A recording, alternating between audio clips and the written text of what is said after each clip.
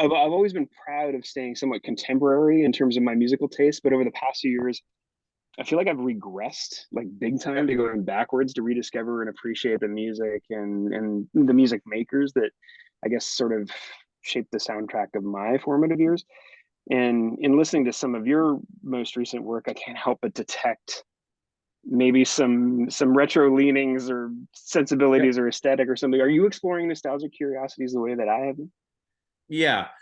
I'm 48 and I'm also like, I'm watching a very we're alive at a very interesting time on this planet. You and I we're that magical age where we've sort of straddled half our life in the 20th century before the internet and then half our life in the 21st century after the internet. And there's I'm a fan of 80s music in general, and I sort of feel that it was largely the 80s was more or less identified by British new wave music for me. And I feel like it may have been the last time there was really truly interesting music on the radio. The 90s weren't my thing. I didn't really buy into grunge music so much. And I think the 90s was the American rock and roll style sort of took over. And there was the more sophisticated British influence in the 80s that, to this day, my dad was a music fanatic when I was a kid, and he stayed current, bringing new singles home up until around our ages, into his 40s. And then he played Boss Skaggs, and that was it. And I was determined to always be engaging with the new stuff. And I do, because you can't help when you're working with young artists, but listening to what their cohort and who they're in competition with or who they're being inspired by. But really, I just feel the quality level in the 80s was so high. I mean, how do you beat the Smiths? How do you beat Tears for Fears? How do you not go back to those records and go honestly, if there was something coming out today that felt as innovative and important, and again, maybe that's just my age speaking, but I just don't hear lyrics and inventiveness like I did from that era in the 80s. That's sort of such a big part of my life. I think John and I have had that same discussion multiple times. Yeah, in fact, last time I was here, I was oohing and eyeing over his, latest Ultravox find, and yeah, I've got the same feeling. It's really interesting to think, how far we've come, and music was so different back then. The way that you discovered music, your parents either brought it home for you, you discovered it on the radio, maybe late at night, staying up as I did, to hear all the cool shows that weren't on during the day, but I don't know if that element of discovery has changed or if it's gone altogether, but it seems like things are just so very different these days. Yeah, I think, I mean, obviously, it's just about, for guys that are your and my age, it's a stark realization that the whole world has moved onto the internet. And even, in the last few years when I've done promotional campaigns for records or tours that I've done, and you know, I used to be on TV. I used to be on front covers of magazines and newspapers. Like, those in and of themselves, I mean, that doesn't exist anymore. It's like a fantasy that's come and gone. There's no such thing as newspapers. There's no such thing as TV. And in many ways, I do better when I divest from, well, it isn't like it used to be, because really there's there's no advantage to wishing it was something that it isn't anymore. And I feel like even within the context of recording technologies, I was one of those assholes who hung on to the analog thing forever and was like the annoying guy, like, we should all go back and record on tape and analog, blah blah. But really, fast forward 20 some odd years, 30 some odd years since we were starting to record digitally, it's an incredible platform. I wouldn't go back. I love how flexible it is. I love the infinite possibilities it provides. Like, there are things about modernity and digital recording that I love. But the how do you discover music stuff? How do you stumble into that thing? I mean, I imagine that the three of us more likely to walk into a record store and let the vibe of the record store kind of, you know, point us in the direction of an album. I would always like, I'd go into a record store going, I need to get these 2 records. I walk through the door, I immediately forget what 2 records I'm there to buy, and then it's like, oh shit, now what? And so in that environment, you're listening to stuff, you're around cool people, you're seeing what other people are buying.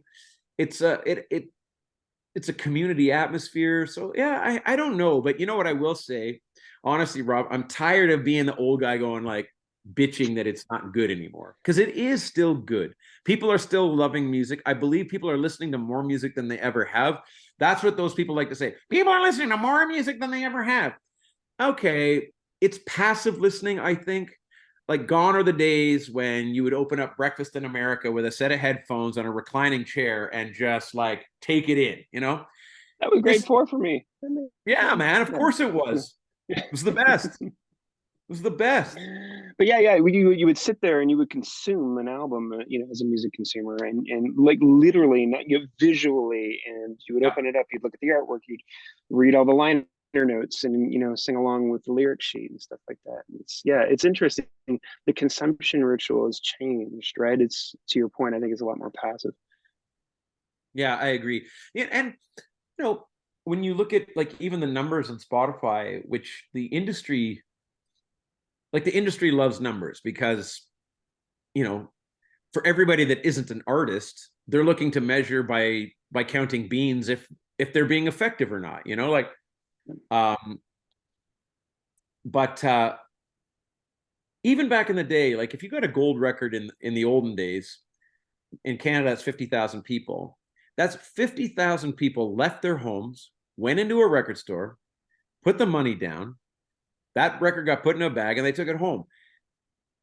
Not that it's any less an achievement, and I know I'm making it sound like it is, but the way they calculate those numbers, nobody had to leave their home, nobody had to pony up any money. It's a vastly different series of commitments or lack of commitments, and I think that just by having music be ubiquitous everywhere and all the time, it's made music a little less special, I think. And again, I'd probably sound like an old fart saying it, but that's just what I feel. Well, so this is really interesting, because I think you're well, I want to add, you work with a lot of emerging artists, Oakridge Avenue included. Yeah. You know, and you've worked with a lot of emerging artists over the, you know, from John Southworth, the Cash Brothers, Sky Diggers. You produced some of my favorite records, Justin Rutledge's Early Widows, I think you produced, Tegan and Sarah's The Business of Art. You've worked with Serena Ryder, Hey Rosetta, all at pivotal moments in their career too. And I'm just wondering, today, when you work with an emerging artist, like Oakridge Avenue, for example, do you do a certain amount of level setting with them in terms of their expectations of success of a record that you're working on? Well, it's really interesting. It's a very fascinating question, Rob. And the answer, I think, is yes. Like, I kind of, nowadays, when I work with a young band, like, it was a given 20 years ago that you'd make a record, and if things were going well, it could be the beginning of your career. That's not set in stone anymore. And I think in many ways, I try to galvanize the artists I'm working with a sense that they need to go into the studio to create something truly great. Because if the statistic that there's 1 million new songs on Spotify every week or every day, that means that there's a lot of bad stuff in the world, and that it's your job, if you want to take this thing seriously, to not compromise, not settle, and to try to really make something that's going to have an impact. There's just no room for filler anymore. There's no B-sides. Like, the world doesn't give a shit about, you know, the song that didn't make the cut. Like, give us the banger, and that's it. That's all we're interested in. If we like your banger and we like your second banger, maybe we'll be interested to know what the band looks like. But until then, like, you got to come to the table with something that turns heads, that if it's on in a bar, that somebody puts their phone up to do that thing, they Shazam it or whatever it is. Like, you've got to stand out now. And I think that's what I try and impart on people, that this passive listening universe still requires you to be fucking great. And there's just no way around it. Like, if you want to go to the marketplace with something average, then you can expect less than average results. But I think you have to go to the marketplace with something extraordinary and hope for extraordinary results. Going back to earlier in your career, I'm just imagining that would create an enormous amount of pressure on emerging artists and young bands and artists that you may be working with. Um, you know, is that, did you feel that same kind of pressure earlier in your career, or were you just doing your thing, expressing things the way that you knew how or wanted to at that moment, and not worrying about how great the piece needed to be? Both, I think. I mean, I think I knew I was onto something at a young age, but as soon as you become a known quantity, as soon as you have a manager, or if you signed a record deal, or you have agents, once there's a team of people around you, that team, like if I back in the day played a show to nobody or 3 people, what do I get to take away from it? The fun and pleasure of playing the gig, maybe a free beer, or I don't know. But if you're a team member and you're not getting any of the fun stuff, gig stuff, like, you are wanting to see that the artist's business is growing. And that is a pressure, because it's really hard to get noticed.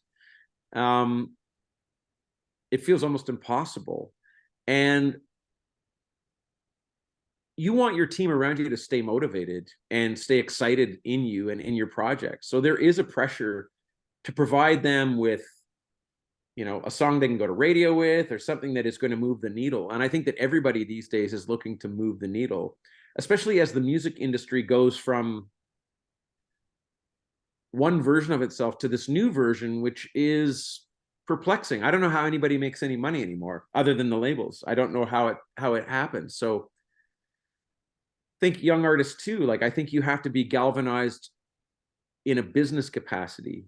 Like, I think it behooves a young band to know where its money is being spent as early on, and not like wake up one day and go, shit, like, we've been doing this for 5 years and we're $35,000 in debt and I don't really know what we got for it. I think that to go into the marketplace with music means you need to be firing on all cylinders. You need to have your business figured out. You need to have your music figured out.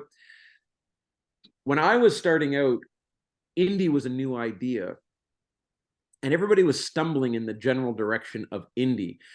But it's all been ironed out. Like, the pathways have all been kind of tried, and we know the ones that work. And really, the people that are winning in the music business are extraordinarily hardworking, ambitious, insane people. And it's like, not always the talented ones, but the ones that can say yes to everything, deliver everything on time, do 14 TikTok videos per week, 14 reels, put 4 YouTubes up, write a new song, connect with fans. Like, the industry requires the full package now. And I think that is, in some ways, is a little unfair. But what it does reward those who move into the space ready to work very, very hard. Yeah, it's so interesting. You just covered such a broad range of topics. I'm here talking to you today about your role in producing the new Oakridge Avenue album, and Yep. you're talking about business strategy, marketing, the whole nine. But where does your role as a producer, as a producer of modern emerging bands, sort of begin and end now? Like, once you produced a record and push the chicks out of the nest, just so to speak, do you stay connected? I'm asking because I sense in how you're relating things to me. I'm not certain, but that some producer artist alliances may be more transactional, but your relationship may go deeper than that. And I just want to understand, how deep does your investment as a producer go into an act that you're working with? Well, I haven't chatted with Sean or the boys from Oakridge in a little while, but that's not to say that when the record is happening. And I think with the Oakridge record, I wanted to put myself into a position where I was working really hard to build something that sounded international and sounded ready for a large audience. And I've worked with people who are, you know, are effective, but you can feel that when they leave that day, when the session's over, they're on to thinking about something else. Like for the year or year and a half that we were working on Oakridge, like I really did drown in it. And I got quite emotional even towards the end of making the record, because it's hard to know, even when you grow accustomed to a record living in your life, even how do you let it go? How do you finish it? Even like, why? Like, it's perplexing because it takes over your life. Um, and I feel that the best artists and the best stuff gets made by obsessives. You know, I know that in life we're all like, oh, well, there should be a work-life balance, and it's like, yeah, maybe, but in rock and roll, from what I've my own research over 25 years, obsessives run the show. If you're a music fan and you're a fan of a name, that person is probably an obsessive. You know, they're probably working 16 hours a day on their thing. They're probably only thinking about their music careers and the songs they're writing, and they're probably thinking about little else. And anybody in the music business, that's kind of how it has to be. I just don't see there being like opportunity for work-life balance in a music career. It's really all or nothing. But that's really interesting. So it sounds like how do you personally choose which artists or acts to work with and which ones to not work with? Do you have a set of criteria? And if you do, how did Oakridge Avenue meet that criteria? I mean, my criteria is different now. I really want to know that they're good people and that they're great musicians, because those two things make everything easier. Um, I also want to know that the songs are strong. When Sean sent me the last Oakridge album, I listened very carefully to it and thought, man, there's so much. It was straddling a funny, like, bar band meets new wave indie band, British indie band. And I thought, if we could just push this thing a little bit more towards the complex songwriting that was definitely there, but not dominant, and if we move in the general direction of really wanting to make a guitar album that was innovative and unique sounding, and it just seemed like those guys were all ready to do something interesting, not to mention that they're all great musicians. And being in the studio with people who can play it just makes my life and everybody's life so much better. And Thomas and Sean are both like, they're world-class guitar players, but they're also world-class ideas people. I found that the two of them, it was like just being straddled in the studio. And they literally, like, Sean was on this side and Thomas was on this side. And it was ideas, ideas, ideas, ideas, ideas.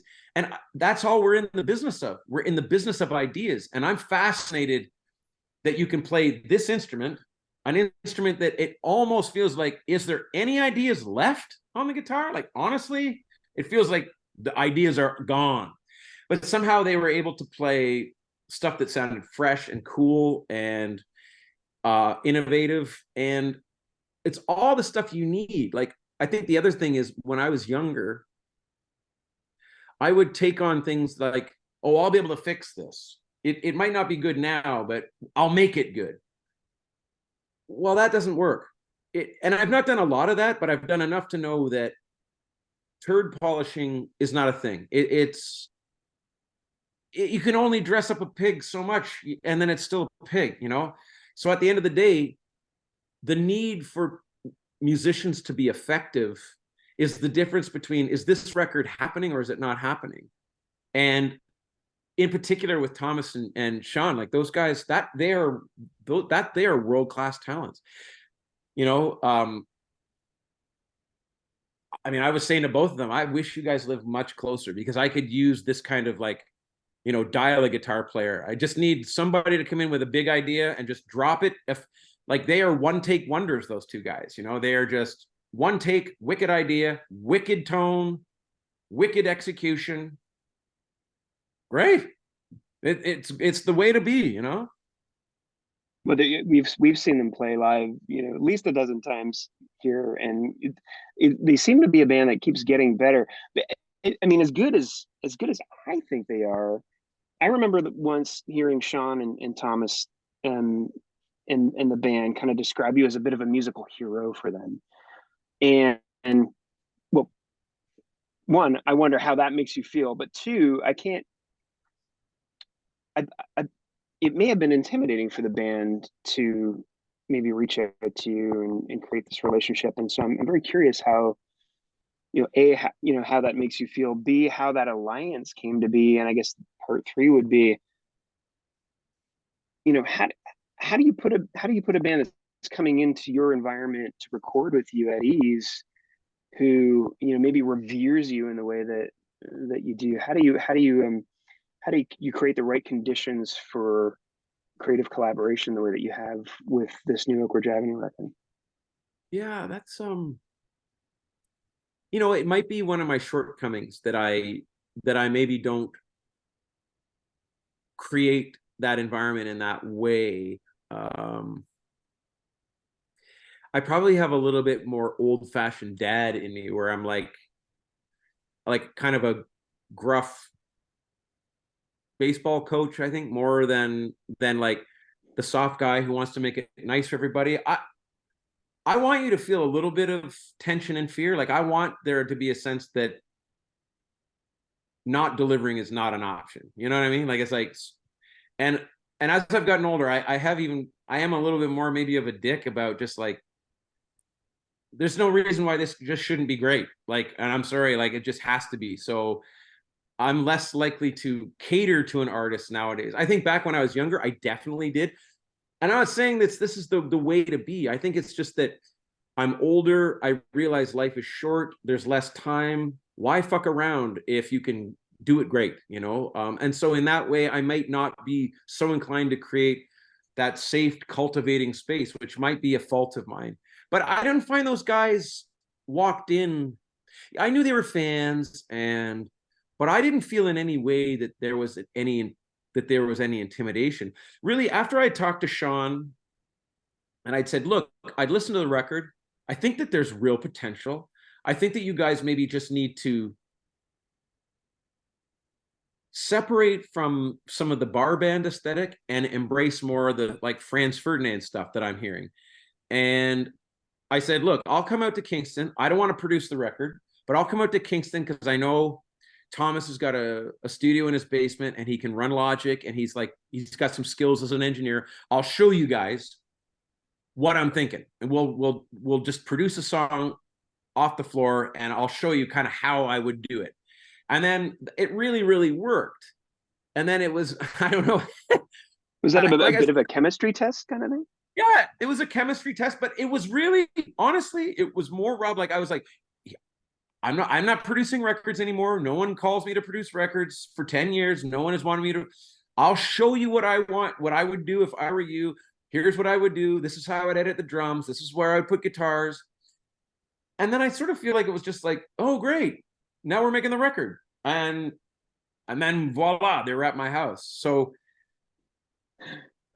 Wait, so you were just sort of describing your style as a producer. How do you think the band Oakridge Avenue would describe you as a producer? Oh man, I don't know. I hope they would think I'd be all right. Not a gruff baseball coach, I would imagine. I don't know what I think that I look back at the record that got made in several pieces over a long time, and there were some of the sessions were filled with energy, and some of them were just getting down to business and doing the heavy lifting. I mean, we were always laughing. I wouldn't want to think one way or the other if they thought I was an asshole or if they thought I don't really know. What I do think is that the record is great, and I feel like what I asked them to do was to write the best songs they've ever written and no compromise, and I feel they did that. I feel like they took that part seriously, and it was like, look, there are phenomenal bands that come from Kingston. Arguably, definitive Canadian rock music comes from Kingston. Whether, the Glorious Sons and the Hip, two bands that both no plan B type bands, which is why we love them. We love no plan B type bands. And I said, you got to write a record that's a no plan B record. Like, this has got to be hits only, high energy innovation only, executed at a high level only. Like, you come from Kingston, where a long line of celebrated Canadian institutions are born. Like, even that, it's like, go be Kingston proud. Like, go be that fucking band that the city can go, shit, we've done it again. We produced another fucking world-class band. Like, woo, what is it about the water? You know, what are we doing here? So I feel like it was some of that. I hope I wasn't too much of a jerk. I don't think I was a jerk. I think I'm, in hindsight, I'm realizing that it was by the end, it was emotional for me, my involvement with that record, because I hadn't produced a record in a long time. I had wanted for myself I wanted to know that I put my all into this thing. Sometimes when you're making records in Canada, the Canadian thing can be a little bit settle for second best. And I wanted to skip past that settle for second best thing that can sometimes take over a Canadian recording process. And I wanted to make it like, this has to be great. And we are going to have to put the hours in for this thing to be great. And that's all it was. You know, having had a chance to preview the record, it is a departure from where they've been. Musically, everything. This sounds like this is the band that they were destined to be when they grow up. And yes. I'm just wondering. I wonder if they would describe you as a producer who pushed them beyond the limits of their comfort zone, or would they describe you as being a producer who really helped them develop what was already inside and just bring that out? I think probably a little bit of both. You know, with stuff like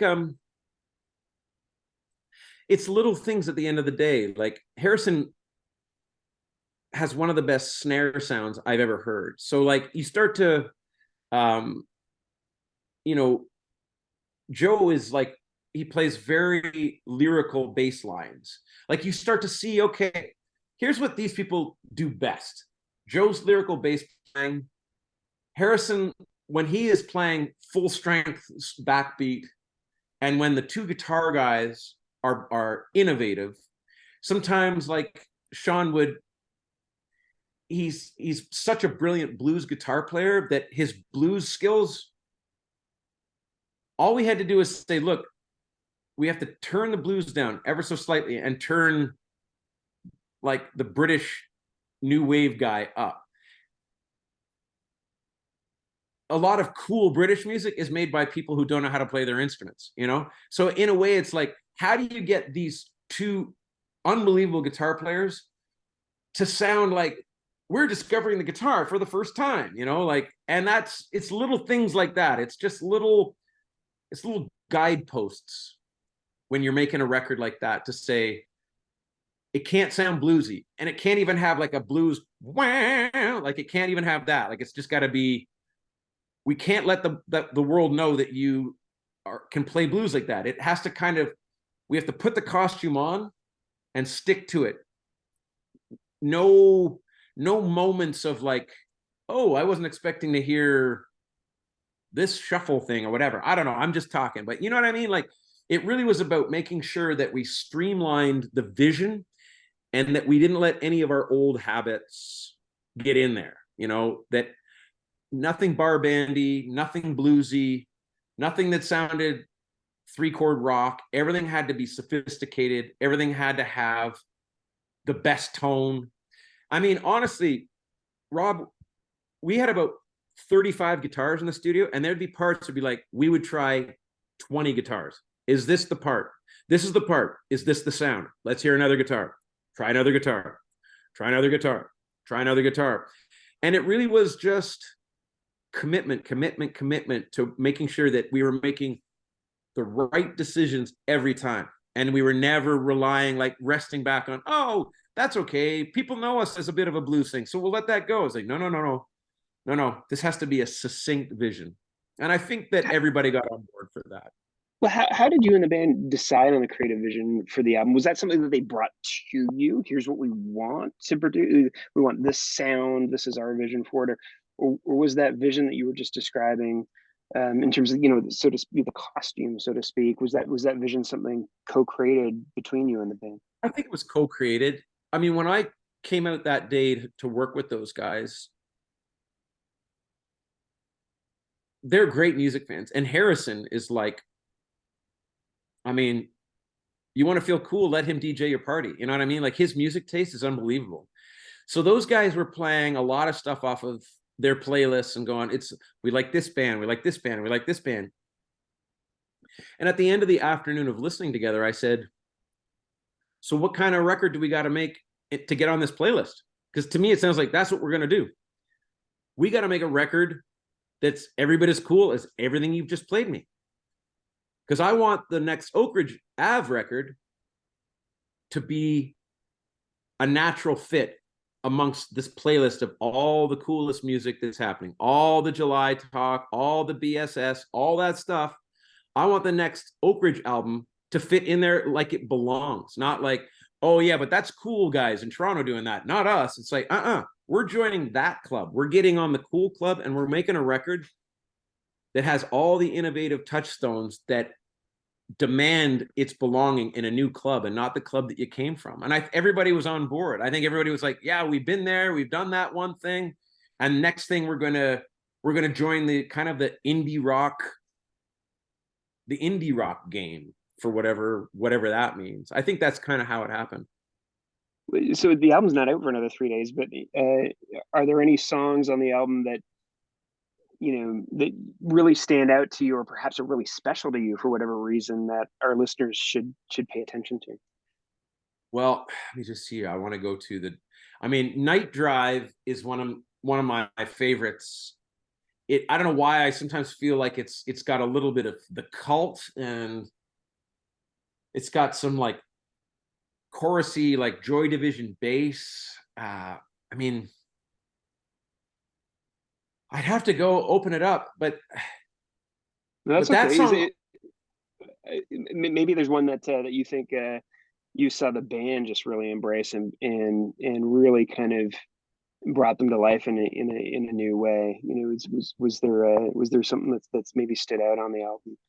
yeah, I'm gonna just open up their playlist because Sure. honestly, it would be Yeah, cool sorry to put you to. on the spot. I'm just No, I no, Rob. I should have been ready no, with the. that's all right. With, I know that it was a really collaborative process too, and like I remember Sean describing, like you were co-writing songs yeah, with them to a degree, right in the studio, and like there was. It's not. I got the impression, having spoken to Sean briefly about it, that the process was less about them coming loaded with, songs ready to record, but more like a bag of ideas that together with the band you were able to help, cement into a really tight album. 100%. That's exactly it. So I've got the tracks in front of me. So Night Drive. I mean, I just love that mix, and I love the intensity. I love Harrison's snare sound. To me, it was like that mix gelled quickly, that production gelled quickly, and it really was a beauty front to back. I co-wrote with Sean Sunburn, which was the first single. Initially, we thought, well, let's just try to make this thing sort of feel a little bit more commercial with a little bit more synths, with some electronic drums. It still feels like it fits on the record. Naked Apes is like an effortless, like British dance punk pop ditty with so many interesting, complex guitar parts, upbeat, such a great energy. I remember when we'd finished that tune. You remember? I can't remember if it was May 2-4 weekends ago when we had that big tornado that went through Eastern Ontario and Yep. knocked out power, right. So they were there, and we had just about started to record Naked Apes. The power went out for days. As soon as the power came back on, I called Sean and said, look, I know you guys are home already, but maybe you want to drive back. They drove back kind of in a glum state, like, oh, bummed out that our sessions had been interrupted. And within about 4 hours, Naked Apes came together, and it was like, all of a sudden, it was the song to beat on the record. It was like, holy shit, this song is unbelievable all of a sudden. And it kind of became emblematic of the overall spirit. It had the right energy, it had the right innovative guitar playing, it had all the creative touchstones that made it feel like, yes, this is a guidepost or a talisman for where this sound is going. Late Breakfast for Crows, I mean, it's another sort of British indie meets almost progressive rock thing with all kinds of left turns. Wonder If You Know, which was written by Joe, is emotional and like is like kind of it's like the love song on the album. It's like the deep feely track on the album. Creatures of Habit, I mean, is a fantastic pop song. Sean has a real way of coming up with effortless hooks. Sean is also a phenomenal singer in the studio. He never sings out of tune. He's one of these guys that will sing very consistently in the studio. That's off the top of my head. Fidelity, which came from the second batch of music, is very sophisticated, kind of gloomy Britpop feel. Yeah, I think, I fell in love with the whole damn record. I mean, in mixing it, I spent hundreds and hundreds and hundreds of hours with this stuff. So I feel like, too, part of the reason why I was emotional by the end is that I'd lived with it as a dominant feature in my day-to-day life for so long that I didn't want it in my life anymore, and I didn't not want it in my life anymore, if that makes any sense. How did you notice the band grow or change over the process of recording? You said it was like a year and a half. Yeah. I feel like, in particular, I have a closeness with Sean because as the singer and the lyric writer, more or less, in the band, he's sort of responsible for a little bit more of the heavy lifting. And when you're the singer in a band, you're like the pitcher on a baseball team. Like, yeah, you're on the team, but it's a very lonely experience. You know what I mean? It's like, to be the singer requires all kinds of different stuff. Like, you've got to be healthier, you've got to have better lung capacity, you've got to, you got to get up in the mornings and jog, and you got to do while the rest of the band sleeps off the hangover. Like, you're in a lonelier position. So I'll say this about Sean in particular, and watching him grow through this process. I watched him catch hold of his confidence, which, from a producer standpoint, that's the biggest gift that can come from a process like this, that you can see somebody who is literally a world-class talent learn to believe it. You know what I mean? And I think Sean got there. It was just like, over time, and me going, man, you're a world-class talent. Oh, I don't know. Oh, I don't know. And then at the end of it, it's like, dude, only a world-class talent would be writing this kind of music. Like, once you start believing it, you start embodying it. It's one of those fake it till you make it things.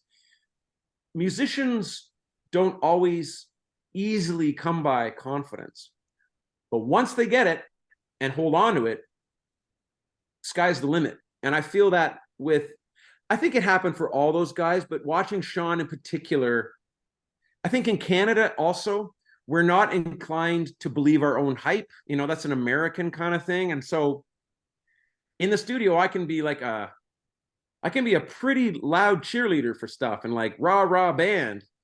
And everybody can be like, oh God, Workman again, like blowing smoke up of everybody's asses. But honestly, I want you to leave feeling changed. I want you to leave with an unshakable self-belief. And I think that Sean did that.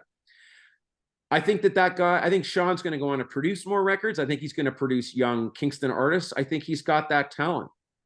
They're all great guys. It's just that connection to the singer. It's two pitchers from baseball teams shop talking like, yep, we're all in a band, but at the end of the day, I'm the guy who's got to strike. I got to sing the songs. I got to strike the batters out. I got to be the one who's kind of front and center. And there's a certain relationship, I think, that comes with the singer, because that little bit of extra weight is what they're carrying. How'd the process change you? Well, I hadn't produced a record in about 10 years, and I went into it wanting to work as hard as I could and not slack off and not settle for second best. And I feel like I did that. And I feel like I demanded that of those guys as well. And I feel like the proof is in the pudding. Like, if it's going to take a little extra work to get things tight, that's what it takes. Like, if it's going to take a little extra work to move this thing along, we can't shy away from what's needed to really make something important. To just phone something in achieves it achieves nothing for everybody. You know, it's just not worth it. We've talked a lot about Sean, a little bit about Harrison. I want to ask you some. Maybe we can kind of go through member by member here. We can set Sean aside for now, but tell me something funny or remarkable or admirable or maybe weird about Harrison. Harrison is a salt of the earth character. He is I feel like he comes from a loving family and he's one of these loving people. He is effortlessly cool. He's the guy in the band that everybody wants to be. He's the guy that I want to be. He's got that effortless cool. I don't know what else to say. He's a genuine soul. That's the other thing. Having Harrison around is like having a dad around, having a friend around. He knows a lot about football. He knows a lot about music. He knows a lot about vintage guitars. He knows a lot about snare drums. He's kind of a jack of all trades, master of some type character. And honestly, that's my kind of guy. Like, he's an incredible conversationalist. This is my type of character. He's also very willing to try new ideas. You know, you'd think sometimes, especially drummers, and I'm hard on drummers because I'm a drummer. Drummers, they get locked into convention and they're like, no, this is my sound. And it's like, I kept pushing Harrison to go past what he would naturally do, and he was always up for it. So I think that's something really remarkable about him. Amazing. Wait, so what about Joe? Joe is, you know, he's the class clown of the band. Very educated, also very funny. A guy who can talk. You know, he's got his education and his career working as a teacher's assistant, and he's got a very loving, generous, you know, left-wing social justice heart. He's politically motivated and he's opinionated. And he's kind of the band loudmouth.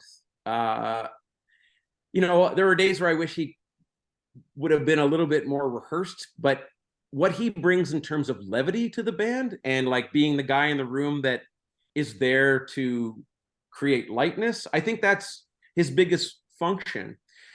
His songwriting, though, like the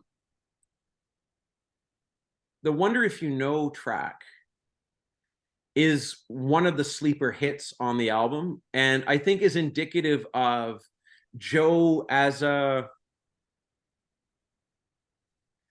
Joe's got a really interesting aesthetic, and I feel like his aesthetic helps the band deliver on the full impact. You know what I mean? When I was a kid growing up, there was a band called in North Bay, Ontario, called Wolverine Petting Zoo, and they were a goth band. The drummer was older than the other guys in the band, and he went off to university, and then the Wolverine Petting Zoo got the other local drummer. There was only a couple drummers you could get, and he was like a metal guy who wore like spandex pants, and like the whole thing on stage for Wolverine Petting Zoo with the frizzy hair guy with spandex pants was like, whoa, like this doesn't work anymore. And a band will fall apart if there's a piece that doesn't fit aesthetically. And I feel like Joe is the ultimate aesthetic piece. He kind of is the beer drinking, lefty politics, artsy guy in the band with the, you know, and he gives the dimensionality to the band of like that British punk vibe. He kind of brings that with a real honest appeal. tell me about Thomas, affectionately known as Taco. He's always seems quite unassuming Yeah, on stage and during performances and stuff like that. Tell me something about him. I mean, Thomas is a beauty. They're all incredible people. They're all salt of the earth people. They're good humans. And Thomas is a good human. My God. Um, he's such a willing player. He is quick to be helpful. You know, he's one of these people that beyond the fact that he can pick up the guitar and deliver his part in one take beautifully, he is he's the spirit of yes in the band. He's the spirit of let's try it. He's the spirit of why not? You know, like sometimes in a band you'll get that no guy, and a no person in a band can wreck an experience. You know, oh no, that's not our thing. No, we don't do that. No, we don't. We're not that kind of band. We're this kind of band. And it's like, well, I don't know what to say. Like, we either move in a general direction together, or we don't do anything. And I found that Thomas is just one of these. Let's try the idea. I've got an idea. Let's try this idea. Let's go here. Sure. Like he's just one of these people who is endlessly effective. He just brings it. Honestly, I wish, and because he can engineer and his mixing skills have gotten great, he actually produced and mixed one of the tunes on the record. He's a weapon. I mean, I think I've told him 15 times, I wish you lived in Peterborough, because a guy like that, whoo, I'd use the heck out of him. He's just one of these highly marketable guys. And I know he works at Long McQuaid in Kingston, and he's even climbing the ladder there. Like, I know he's got a management position. He's one of those people that once you're in the room with him, it's like, oh, he can be relied on. He's responsible. He's a good human. He's thinking good thoughts. Like, it's no wonder that he's one of those people that's going to be a success no matter what he tries, because he's just effortless, you know? I feel like there's a Superman beneath his mild-mannered I'm with you, man. appearance. Yeah. Well, okay. So you know, it's so good to hear that you're such a massive fan of the band. We're fans of the band too. But you know, putting your coach hat on, Coach Hawksley here, you know, what might be some constructive criticism you could give the band?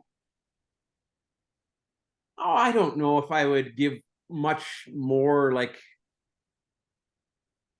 I think that these days I'm a play as much Or as maybe you where can. would you encourage them to explore next? You know, I feel like, you know, the album's going to come out, it's going to mark Right. you know, a bit of a milestone for them. You know, often, you know, after touring or playing an album for a while, bands start to contemplate their future, and you know, maybe it's less about criticism, but more about advice in terms of how to frame where to go next. Yeah, I mean, it's a big world out there, and I think that they're just going to have to. They're just going to continue doing what they're doing. Like, they're self-starters. They're always booking their own shows and doing that stuff. I mean, I think it's going to be hard maybe to break out of Kingston a little bit. I find that even with Peterborough bands, like the scene in Peterborough, like the scene in Kingston, is so supportive of itself that bands can feel like, yeah, we're really making it. Although we haven't gone to Toronto yet. And with the internet, Toronto's not the be all end all, but it is where Canadian careers tend to be launched. And I do feel that I hope that they move in the general direction of getting a team member in Toronto, or at least getting to a lily pad that is going to allow them to leap to a new position that's maybe a few rungs up the ladder from where they currently are. I mean, they've got the work ethic, they've got the tunes. It's just about intensity and intention and believing that it's going to work for you. I don't know. It's some parts spiritual, it's some parts work ethic, and then it's some parts luck, you know?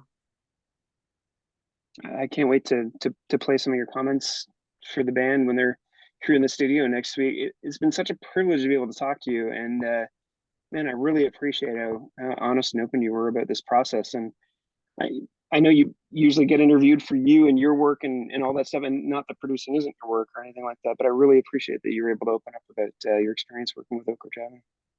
Thanks, Rob. I appreciate the interest too, and I'm grateful to know that, honest music fans are out celebrating great music. So it's a pleasure for me to be able to chat about it. And I love those guys, and I love this record. It was a pleasure to make, and I'm so super proud of it. So it'll be exciting that it comes out this week. And I appreciate the chat. Yeah, yeah, you're a great Canadian artist, and you work with so many other great Canadian artists, and I feel like you are instrumental in helping shape the music landscape of this country. And keep doing what you're doing. We certainly appreciate it. So Thanks, Rob. Man, it's touching. I appreciate it. Take care of yourselves. We'll bump into you soon. Maybe I'll see you when I'm in there. I don't know if it's late October or November, but I know I'm in Kingston fairly soon. So maybe we'll bump into you. yeah, yeah, I think we've got it listed on our website somewhere. So man, that's awesome. I would love to. I will make a point of interrupting whoever you're talking to just to shake your hand. And yeah, Cool. we'll let you know when the podcast is out too, so that Okay. you can listen to it and share it and stuff like that. John, anything else from you? No, nothing for me. That was great. Hawksley, thank you so much for taking the time today. We really appreciate it. Thanks, you guys. I appreciate it.